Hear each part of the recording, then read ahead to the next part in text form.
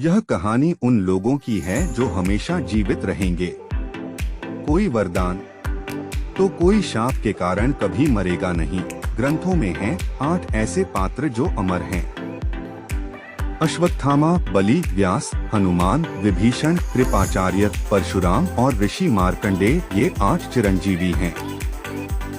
महाभारत के अनुसार गुरु द्रोणाचार्य के पुत्र का नाम अश्वत्थामा था। द्वापर युग में हुए युद्ध में अश्वत्थामा ने कौरवों की ओर से युद्ध किया था। उस समय अश्वत्थामा ने ब्रह्मास्त्र छोड़ दिया था। वह इसे वापस नहीं ले सका। इस वजह से श्री कृष्ण ने उसे पृथ्वी पर भटकते रहने का शाप दिया था। राजा बलि भक्त प्रहलाद के वंशज हैं।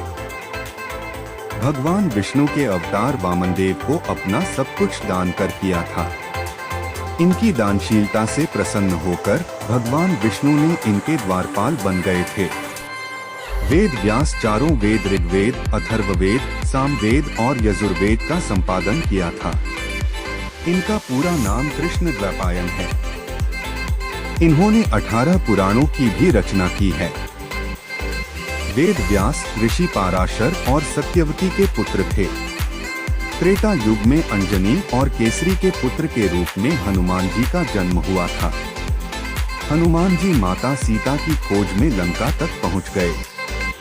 देवी सीता को श्री राम का संदेश दिया था। इससे प्रसन्न होकर सीता ने इन्हें अजरमर रहने का वर दिया। रावण के छोटे भाई विभीषण को भी चिरंजीवी माना गया है। विभीषण ने धर्म के युद्ध में धर्म का साथ दिया। विभीषण ने रावण को बहुत समझाया था कि वह श्री राम से बैर न करें, लेकिन रावण नहीं माना। रावण के वध के बाद श्री राम ने विभीषण को लंका सौंप दी थी। महाभारत में कौरव और पांडवों के गुरु कृपाचार्य बताए हैं। वे परम तपस्वी ऋषि हैं। अपने तप के बल इन्हें भी चिरंजीवी माना गया है। भगवान विष्णु के दशावतारों में छठा अवतार परशुराम का है। परशुराम के पिता ऋषि जमदग्नि और माता रेणुका थीं। इनका प्रारंभिक नाम राम था। राम के तप से प्रसन्न होकर शिवजी फरसा भेंट में दिया था। इसके बाद राम ही परशुराम कहलाए।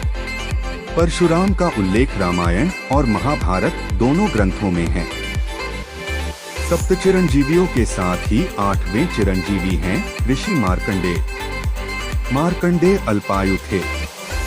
उन्होंने महामृत्युंजय मंत्र की रचना की और तप करके शिवजी को प्रसन्न किया। शिवजी के वर से वे चिरंजीवी हो गए।